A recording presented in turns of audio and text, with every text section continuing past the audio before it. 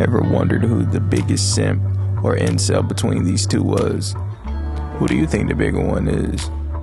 I know this is a random ass video, but I just finished Inuyasha the final act and I have to get into this. But first of all, welcome to the channel if you're new here, and welcome back if you've been here. Let's get into this. Let's get into how I'ma score these guys in the categories on which I'm gonna score them in. By the end of the video, I'll have my own personal answer, but I want your input on these as well. So don't forget to comment and let me know who y'all got and why. So the first few categories will be pretty simple, then I'll rate them on a scale.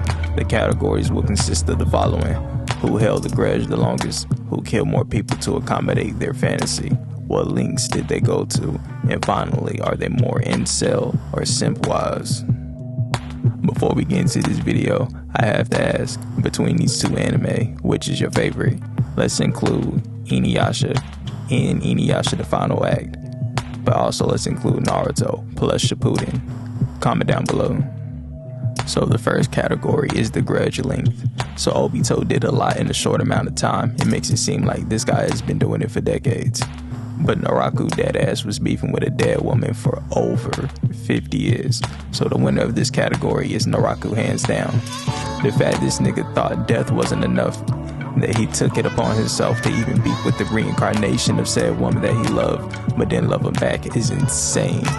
Also think about it, Kagome's original time frame dates 500 years into the future. So this nigga got century-old beef.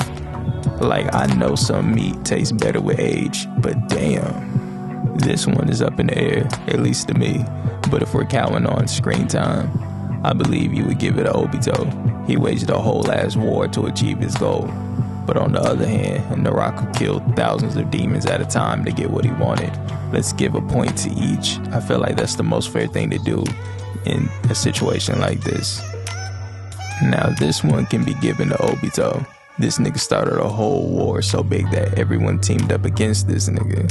This nigga was playing no games whatsoever, and that's wild. Mind you, he did all this over a make-believe relationship that actually never flourished to begin with. And men say women are more emotional. I'd like to beg to differ, but that's another topic for another day. This point goes to Obito, but Naraku isn't too far behind at all in my honest opinion. So this is a tough one. I'ma say this: Naraku got curved and he turned into Andrew Tate. He didn't want no one to have any love whatsoever. In fact, if Inuyasha was made in today's times, Naraku would have been on Fresh and Fit podcast telling us priests are low value women. So Naraku gets the incel title, at least in my honest opinion. Now on to Obito. This guy, he started a war over seeing a girl willingly die. This is how a lot of wars are started in history, by the way. I made the videos on that, but back to what I was saying. Obito has definitely earned the title of simp turned incel. His whole story about Ren reeks of entitlement to me. So we have reached the end of the video.